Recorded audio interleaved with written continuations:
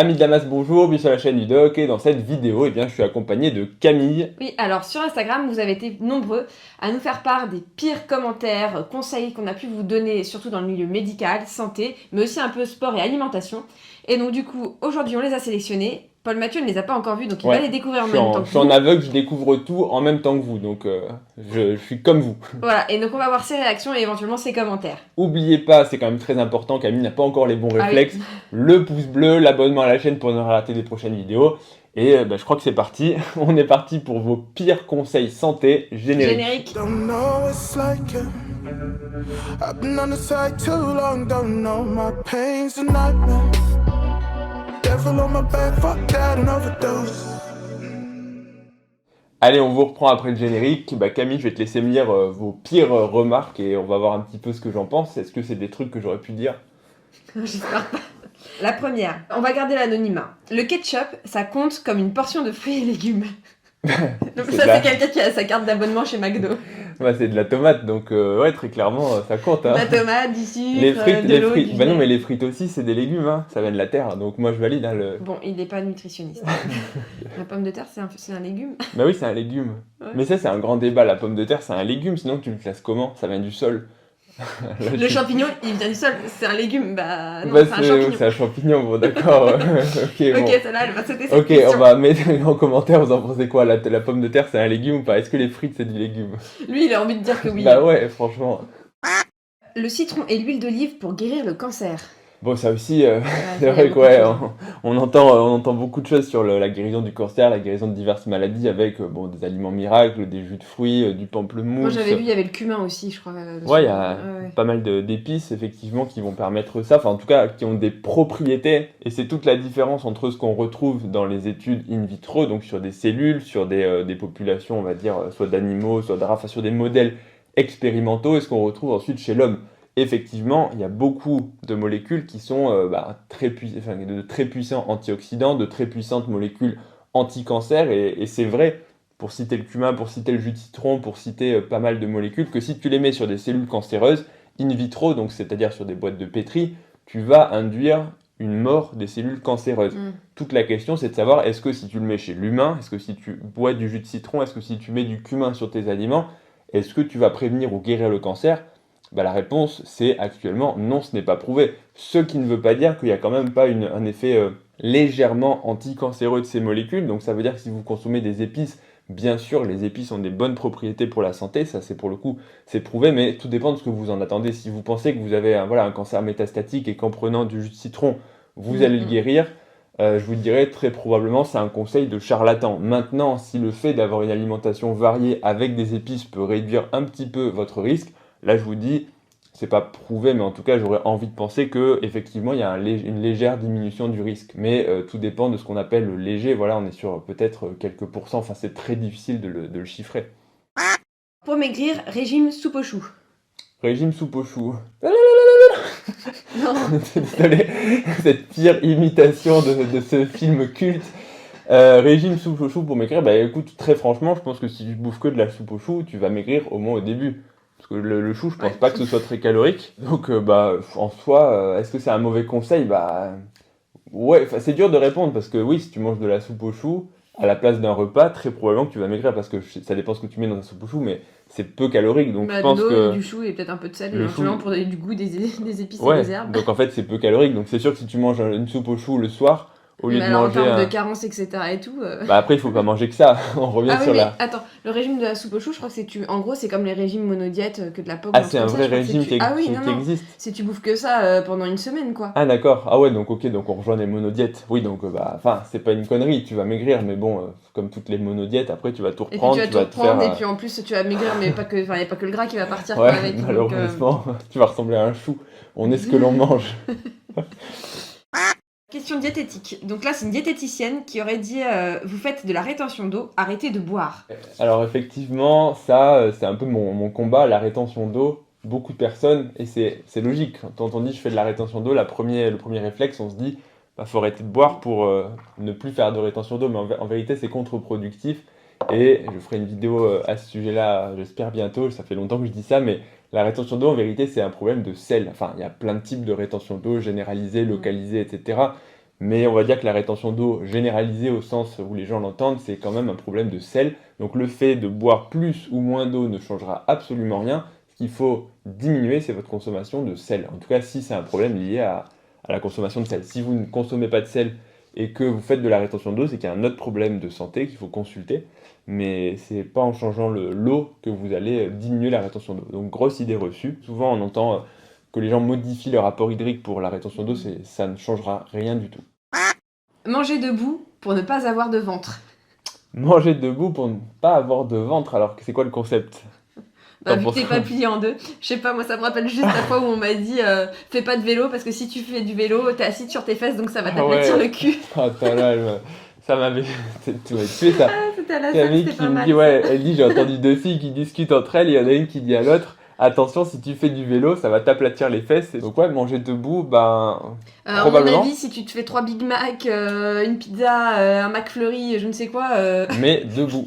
Non, en vérité. Bah, pour le coup, c'est vrai que de manger debout, je pense que si on pousse on peut penser que c'est un conseil ridicule, mais si on pousse la réflexion un peu plus loin, quand on mange debout, on est moins confortable. Donc, je pense qu'on va avoir tendance peut-être à écourter un peu le repas. Donc, possiblement, on va manger moins et donc peut-être qu'on va lutter contre la prise de graisse. Je pense qu'il y a quelque chose à creuser. Je dis Ouais, ça. ouais, bon, je sais pas si ça tient beaucoup là, la route. Moi aussi, en fait, je suis le mec le plus bro science. Là, j'avoue, là, c'est Je suis en train d'inventer des conseils perte de poids. À la fin, je vais vous faire un putain d'e-book. Vous n'êtes pas prêts. Vomir, c'est repartir. Je sais pas quoi répondre à ça. Ça dépend. Si t'as une bonne gastro, vomir, c'est pas forcément repartir. Maintenant, si t'as beaucoup mangé et que tu vomis, oui, ça te fait un peu de place pour continuer à manger. Il faut arrêter la whey, parce que la whey c'est pour sécher, et donc du coup il te faut un vrai gainer. La whey, ce c'est serait pour que pour sécher, sécher. il te faut un gainer, bah la whey, non, alors bon, la whey c'est des protéines, la whey c'est des protéines de lait en poudre, donc en soi c'est ni pour sécher, ni pour prendre de la masse, c'est juste une protéine, c'est comme tu dis, le steak c'est pour sécher, le burger c'est pour la prise de masse. Oui, Ouais, quelque part, oui. oui, quelque part, oui, après voilà. Oui, probablement parce que En soi, le gainer c'est un peu un conseil un peu merdique quand tu vois non, pas Ouais. systématiquement, mais la plupart La- des gainers, la- la composition en vrai, c'est balancer du fric pour bouffer du sucre. Il y a des façons peut-être plus simples, plus économiques.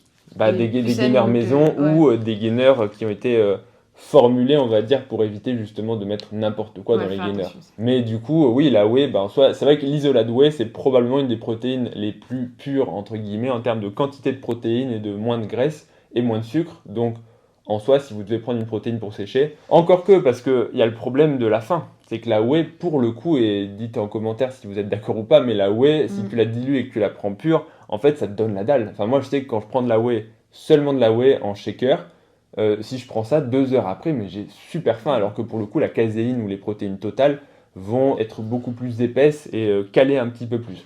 Mais je vais vous donner mon cheat code, qui fait beaucoup rire Camille à chaque fois. Moi, mon cheat code en sèche, ce serait pas de la whey, ce serait du fromage blanc 0%. Pour le coup, ça te remplit le ventre. Oui, parce que la whey toute seule, en fait, c'est parce que ça te fait monter le pic d'insuline, non? C'est pour ça? Parce que Moi, même sans parler du pic d'insuline, c'est vrai que la whey, oui, c'est c'est... pour ça que t'as super la dalle en fait. Parce oui. que les gens Alors, pensent que le ouais, pic oui. d'insuline c'est toujours que les les sucres, glucides, ouais. mais en fait tu peux aussi Ouais, ouais, avec, c'est une bonne question, ça, le pic d'insuline, parce que oui, la whey, et comme tous les acides aminés, ça fait monter l'insuline, c'est comme le sucre, en fait, Puis un le fait peu, que ce un soit peu pas moins. consistant aussi en plus. Mais si tu oui, le vois, donc il y a les deux raisons qui font que la whey toute seule, ça donne faim, c'est effectivement l'insuline, parce que l'insuline, ça fait rentrer le glucose et les acides aminés dans les cellules, donc ça va baisser votre glycémie, et quand votre glycémie baisse, eh bien, il y a tous les mécanismes de compensation de l'hypoglycémie qui vont se mettre en place, et le meilleur moyen pour lutter contre une hypoglycémie, c'est de relarguer du sucre déjà présent dans le corps, donc de relarguer le glycogène, de le casser en glucose, mais aussi, et je vous laisse le deviner lequel, c'est de manger. Quand vous avez une hypoglycémie, vous mangez, ça guérit l'hypoglycémie. Donc du coup, ça va vous donner faim. Donc l'hypoglycémie, mais aussi le côté volume alimentaire. Sans même parler de variation d'insuline ou de glycémie, il y a l'effet mécanique qui fait que l'estomac il se dilate et il se, entre guillemets, rétrécit au fur et à mesure des repas. Et quand l'estomac est vide, bah, il y a un mécanisme qui donne faim indépendamment de ton taux de glycémie. Tu as des diabétiques en hyperglycémie, leur estomac il se rétrécit après un repas, ils ont faim. Pourtant, leur glycémie elle est à 2 grammes, d'où l'effet du volume alimentaire. Prescription du médiateur pour maigrir. Pour une Bah, personne qui avait 5 kilos en trop. Bah effectivement, alors ça on peut en rigoler, mais c'est ce qui a été fait pendant très longtemps en fait. Donc le Mediator c'est un médicament anti-diabétique, mais qui s'est révélé être efficace sur la perte de poids, ça coupait l'appétit et donc ça a été prescrit en abus entre guillemets pour toutes les personnes qui voulaient maigrir. jusqu'à ce qu'il y ait le scandale qui montre qu'en fait le Mediator, ça abîmait les valves cardiaques, ça donnait des problèmes d'hypertension pulmonaire, donc des maladies qui sont graves. Et aujourd'hui, on récupère encore beaucoup de patients qui ont des problèmes de valves, et donc les problèmes de valves, c'est grave, parce que ça donne de l'insuffisance cardiaque, ça nécessite des chirurgies cardiaques pour opérer, sans parler de toutes les personnes qui sont déjà mortes de ça. Donc oui, en soi, aujourd'hui, on sait clairement que c'est un très mauvais conseil. Et c'est ça qui est, je vais faire la parenthèse, aujourd'hui on en rigole parce que on sait que c'est dangereux, c'est comme aujourd'hui, il y a beaucoup de conseils, avec le tabac, où aujourd'hui on dit quelle bande d'idiots, mais si on remonte 50 ans en arrière, où tu avais encore les publicités qui disaient fumer c'est cool, fumer ça fait de toi un homme, et tu avais des médecins qui disaient, il y a des pubs comme ça. Ouais, au Lucky Luke aussi. Mais même sans ça, même sans parler de des personnages, tu grandis avec, quoi, que t'es petit, t'as ton héros et il fume tout le temps. Mais si tu remontes sans parler, le personnage, cool, quoi. C'est cool, mais pire que ça, tu avais des médecins et des publicités avec des médecins qui disaient mais fumer ça fait perdre du poids. Et à l'époque, c'était considéré comme normal, et je suis sûr qu'aujourd'hui, il y a des choses qu'on dit et que je dois dire aussi en tant que médecin, qui dans 20 ans, 30 ans, on se dira mais putain, qu'est-ce que c'était des débiles à cette époque, comment ils pouvaient considérer ça, et en fait tout ça parce qu'on baigne dans une culture, et c'est la petite parenthèse, mais en vrai, tu sais, on est un peu le nez dans le guidon, on suit les recommandations, et les gens vont dire, voilà, tout ce qui est vaccin Covid, tout ce qui va être cholestérol, il y a certainement des choses qui sont... c'est comme les produits laitiers aussi, par exemple, tu prends les recommandations il y a 10 ans, aujourd'hui et dans 10 ans, ça aura sûrement encore évolué. Ça change. Quoi. Donc il y a clairement du lobbying, il y a clairement des recommandations et des anti-conseils, je vais dire ça comme ça, qui sont du complotisme, ou en tout cas qui sont exagérés, mais dans le lot, il y en a très certainement qui sont vrais, et on s'en rendra compte un peu plus tard, et quand on prendra du recul, on se dira comment est-ce qu'on pouvait conseiller le tabac pour perdre du poids, mais pourtant, il y a quand même ce genre de conseils. Donc le Mediator pour perdre du poids, c'est un très mauvais conseil, mais probablement qu'à l'époque, quand on n'a pas encore le recul sur les effets indésirables, on se dit ça marche parce que tu perds du poids. Donc oui, nombre de brûleurs de graisse aujourd'hui, je pense que dans longtemps on se dira c'était un peu limite quoi. D'ailleurs, dans la même thématique, il y a quelqu'un à qui on a dit de boire du thé laxatif à chaque fois que la personne a soif pour perdre du poids. Bah ouais, c'est pareil. Comme les canards après chaque repas. Hein ? C'est quoi l'histoire des canards ? Les canards, ils vont... un canard, à chaque fois qu'il mange, il va chier. Donc du coup... Ah d'accord, bon écoute, voilà. Donc du coup, voilà, si toi t'es comme un canard, tu perds du poids parce que tu vides ton tube digestif. Donc là c'est pareil, dès que t'as soif, tu vides ton tube digestif, donc forcément tu vas perdre un peu de poids. Après, est-ce que tu vas perdre du gras ? Toute la question. Une pharmacienne qui a conseillé à une patiente que pour boire plus, il faut qu'elle mange plus salé. Prends ton paquet de chips, t'as envie de boire. Oui, dans le sens, c'est vrai que le sel, du coup, ça donne soif. C'est pour ça que quand vous bouffez de la pizza, quand vous mangez des anchois, de la charcuterie, la nuit, vous allez en fait vous lever pour boire, parce que tout simplement, le sel, ça va... En gros, le corps, il a envie de réguler la concentration en sel dans votre sang. Donc forcément, si vous apportez beaucoup de sel, vous allez concentrer le sang en sel, et donc le corps, il va dire il faut apporter de l'eau pour le diluer et le remettre à la concentration normale. Mais c'est prendre un peu le problème à l'envers, parce qu'au final, vous allez vous déshydrater pour ensuite vous forcer à boire. Donc en fait, à la longue, même si vous buvez plus parce que vous mangez plus salé, vous serez toujours à votre taux d'hydratation au mieux normal et au pire déshydraté. Donc non, c'est clairement pas un bon conseil. Même si, dans l'absolu, si vous mangez très salé, effectivement, vous allez avoir plus de sensations pour boire, et donc vous allez dans l'absolu prendre plus d'eau. Mais en vérité, les besoins en eau, c'est une autre question, mais ils sont variables. C'est pour ça que c'est difficile de dire aux gens combien ils doivent boire. Ça dépend de vos pertes en vérité.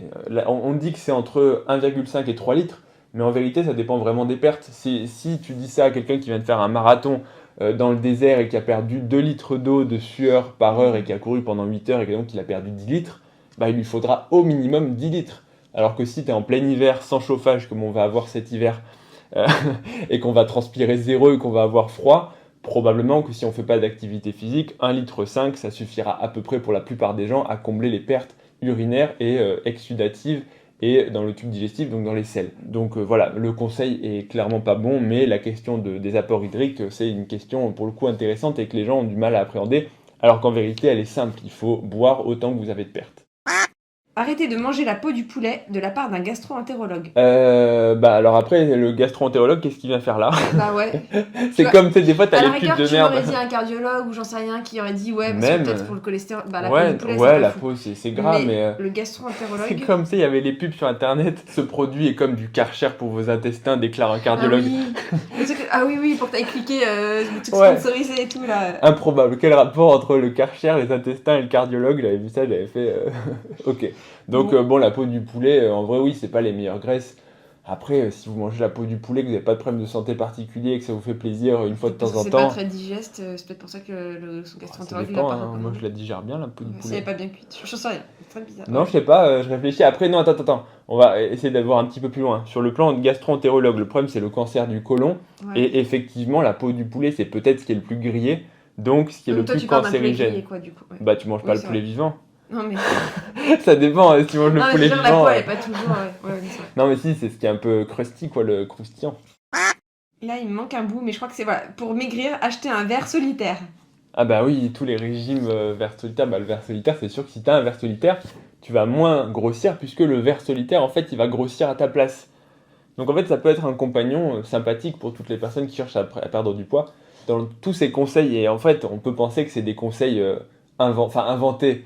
Tu sais que c'est des blagues en fait, mais en vérité, je sais que c'est réel puisqu'il y a aussi, et petite parenthèse, il y a des gens qui traitent certaines pathologies digestives avec des parasites. Et notamment, vous pouvez acheter des parasites sur, je crois, Amazon. À l'époque, ça m'avait choqué, mais en fait, c'est quelque chose de réel. Je vais reformuler ma phrase parce que là, je me perds. Le ver solitaire, oui, tu peux tout à fait ingérer un ver solitaire pour maigrir dans le sens où ça va te parasiter, mais en soi, ça va marcher. Après, est-ce que c'est un conseil que j'aurais envie de suivre pour perdre du poids? Non, parce que le ver solitaire, il va te donner d'autres problèmes de santé, des anémies, des problèmes digestifs. Enfin, c'est pas le conseil que je privilégierais. Pour revenir à les gens qui achètent des parasites pour les ingérer, pour les, en gros, coloniser leur tube digestif, le principe de ça, en fait, c'est que dans certaines maladies auto-immunes inflammatoires, en fait, il y a un concept qui dit que actuellement, les maladies, en gros, auto-immunes inflammatoires, elles sont déclenchées en partie par, c'est la théorie hygiéniste, qui dit que comme notre monde, il est très aseptisé, en fait, notre système immunitaire, bah, il a plus grand-chose pour se battre. En gros, il n'est pas assez stimulé, et que quand il n'est pas assez stimulé contre des vrais pathogènes, bah, il va se dire, en gros, il faut que j'aille chercher quelqu'un à attaquer, et donc il va attaquer le soi. L'idée de consommer des parasites pour se parasiter de façon volontaire, en gros, c'est qu'on va redonner aux molécules et au système immunitaire du tube digestif quelque chose de réel contre quoi se battre, et que ça pourrait en gros réguler tous les problèmes immunitaires et inflammatoires. Donc ça peut prêter à sourire.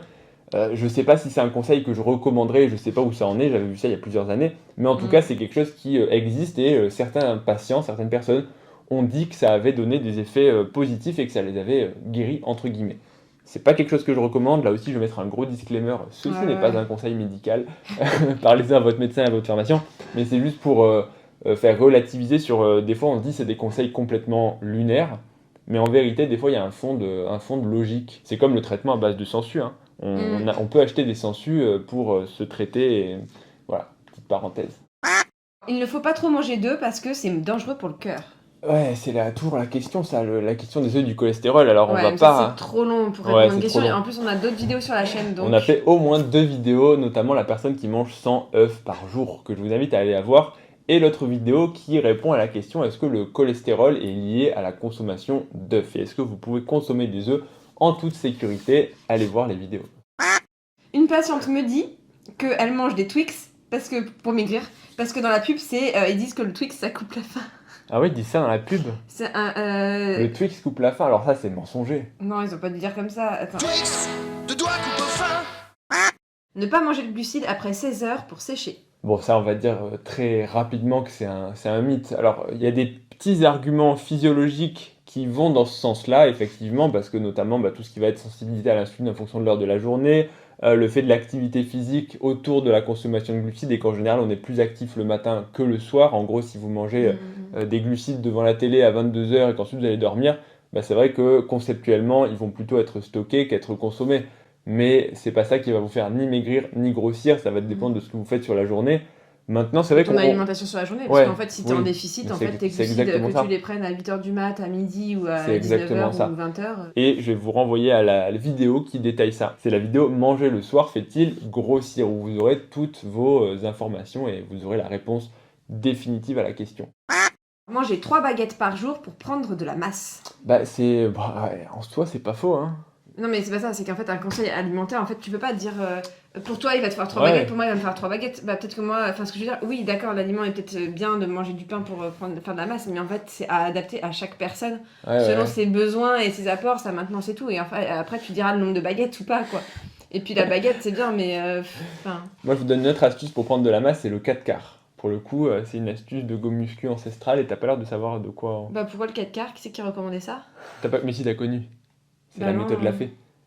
Dans son bouquin, Ah à Lafay, oui, il mais recommande t'as de raison. bouffer du 4 quarts pour Non, mais prendre oui, de la mais masse. c'était pas n'importe quel 4 quarts, c'était des recettes. Alors Je là, te on va mettais. bientôt avoir un procès sur la chaîne, ce sera peut-être le premier qu'on se reçoit. Donc si c'est la dernière vidéo que vous voyez sur cette chaîne, vous saurez pourquoi. Alors, donc du coup, ça fait déjà quand même pas mal de remarques qu'on a fait ensemble. Et il en reste encore pas mal. Vous avez été assez chaud quand même pour Et nous ouais, il faire. en reste Ouais, il en reste quand même pas mal. Donc on va peut-être faire une deuxième partie. Ok, et bah écoutez, moi je suis chaud. Est-ce que vous êtes chaud? Si c'est le cas, dites-le en commentaire si vous voulez une partie 2, si vous voulez que Camille revienne. Sinon, bah, je le ferai Je tout reviendrai seul. quand Hein. même. Non, on peut changer. Hein.